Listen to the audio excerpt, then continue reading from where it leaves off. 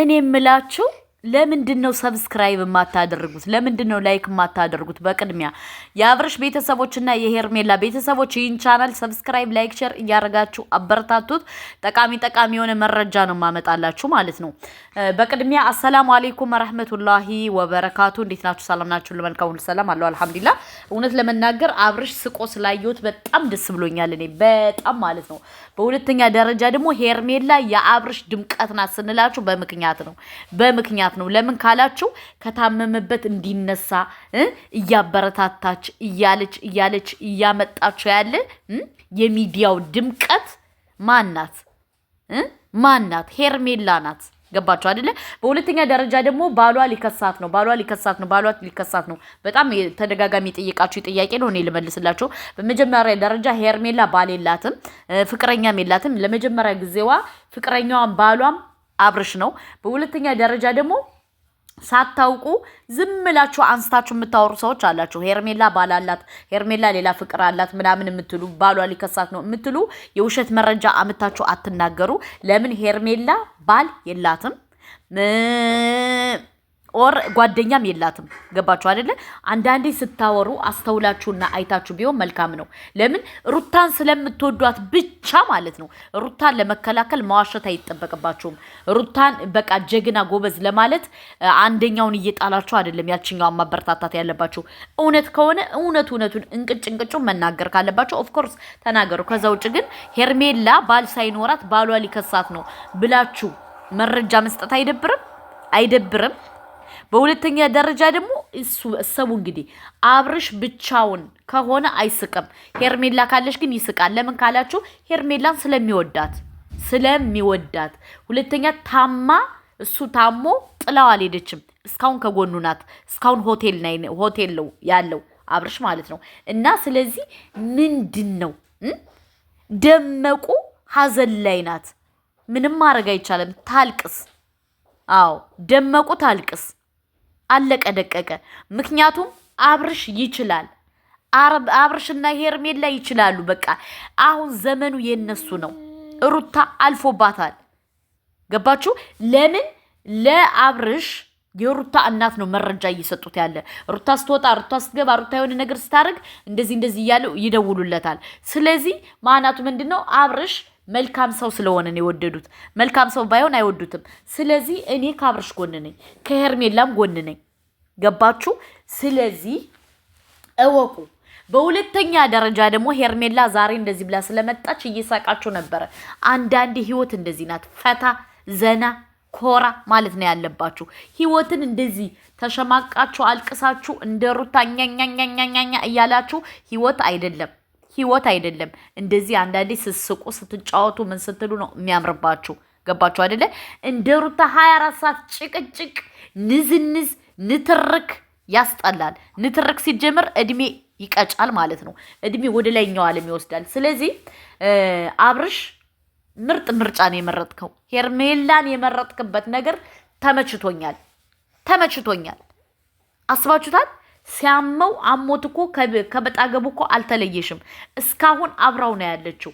እና አብርሽና ሄርሜላ ይዋደዳሉ ምንላችሁ በምክንያት ነው።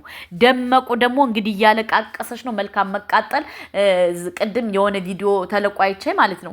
እኔ አብርሽ ከተለያየ ሴት ጋር ቢሄድ አያመኝም ምን አይለኝም ወዶዶዶ እያልሽ ነበረ። እያመመሽ አታስመስይ።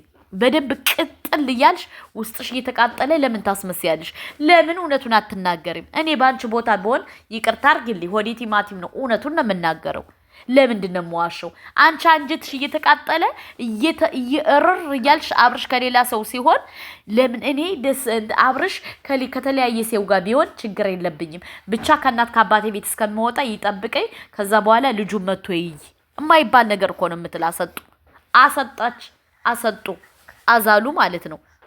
ያልሆነ ነገር ነው የምትለው ማለት ነው። እና በዚሁ አጋጣሚ ልንገራችሁ የደመቁ ቤተሰቦች ትልቅ መረጃ የምትሰጠው ለአብርሽ እናቲቱ ናት።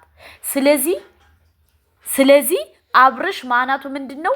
ምርጥ አማች ነው። ለዛ ነው መረጃ የምትሰጠው። በሁለተኛ ደረጃ ደግሞ ሁለቱ እንዲለያዩ አትፈልግም እናቲቱ። ማን? አብርሽና ሩታ እንዲለያዩ አትፈልግም። ለዛ ነው መረጃ የምትሰጠው። ደመቁ ደግሞ ፊጥ ፊጥ ትላለሽ።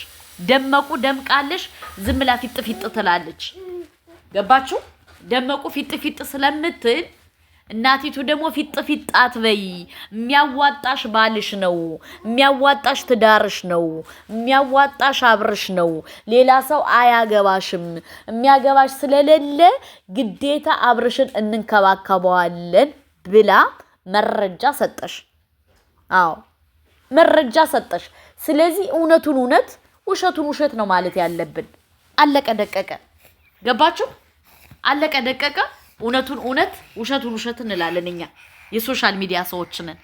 አዎ ግን እኔ ከደመቁ ደግሞ የገረመኝ ነገር ልንገራችሁ። ከደመቁ እኔ አብርሽ ከሌላ ሴት ጋር ቢሆን ችግር የለብኝም አለሽ። ለምንድን ነው ታዲያ የምትንጨረጨሪው? ለምንድን ነው አብርሽ ከተለያየ ሰው ጋር ሲሆን የምትዩ? ለምንድን ነው እንደ ጡሩምባ የምትነፊው? እንደዛ ከሆነ ከሄርሜላ ጋር ሲሰራ ከሄርሜላ ጋር እንትን ሲል እንትን ማለት የለብሽም። መናደድ የለብሽም ነው ያሳካልህ ነው ማለት ያለብሽ። አንቺ እኮ ሄርሜላ ስትመጣ ጅን እንደያዘው ሰይጣን ማለት ነው። ጅን እንደያዘው ሰይጣን ለለለለለ ነው የምትዩ። ስለዚህ ማናቱ ምንድነው? ሄርሜላ በትክክል የደም ስርሽን ነክተዋለሽ። አዎ ሄርሜላ በትክክል የደም ስርትሽን ነክተዋለሽ። ለዛ ነው እንትን የምትዩ ወይ የምትዩ ና አልቀናም አትበይ፣ እቀናለው በይ። ትቀኛለሽ። ሁለተኛ ደግሞ ሶሻል ሚዲያ ላይ መረሳት አትፈልጊም። ሶሻል ሚዲያው ሁሉ ሰው ሩታ ሩታ ሩታ ሩታ ነው እንዲል እና ሩታ በጣም የሶሻል ሚዲያ መነጋገሪያ መሆን ትፈልጋለሽ። ገባችሁ አይደለ? ሌላ ሰው እንዲመጣ ኦር ሌላ ሰው መነጋገሪያ እንዲሆን አትፈልግም። ለዛ ነው አሁን ሄርሜላን እንደ ወገብ ቅማል ጥምድ አድርጋ ያዘቻት።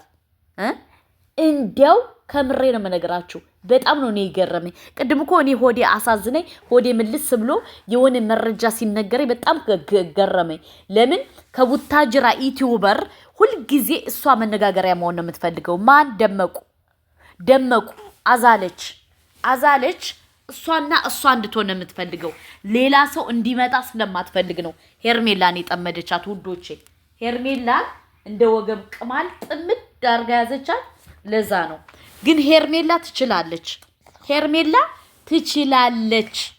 ከምር እንደዚህ በዚህ ደረጃ ጨጓራን ቅጥል ካረገቻት ነገ ወዲያ እንግዲህ አብርሽና ሄርሜላውን ሲጋቡ በቃ እንግዲህ ሩታ ጨርቋን ጥላ ነው የምትሄደው። ጨርቋን ጥላ ማለት ነው። አሁን እኮ እየተቃጠለች ነው። አሁን እኮ እርር እያለች ነው። ያንኛው ልጅ ደግሞ ክሰሽ ይላታል። እኔ ብፈልግ መክሰስ እችላለሁ፣ ግን መክሰስ ምናምን። አንቺ ሲጀመር ማነሽ የምትከሽው? ምንድነሽ የምትከሽው? የመዳም ቅመምን ሙልጭ አርገሽ እየላጥሽ እየበላሽ መክሰስ ከተባለማ እኛ ደግሞ ያንቺን ጉዳ ምተን እንዘረግፈዋለን። ስንት ያታለልሻቸውን፣ ስንት የበላሻቸውን፣ ስንት ያልሻቸውን አምተን እንዘረግፋለን።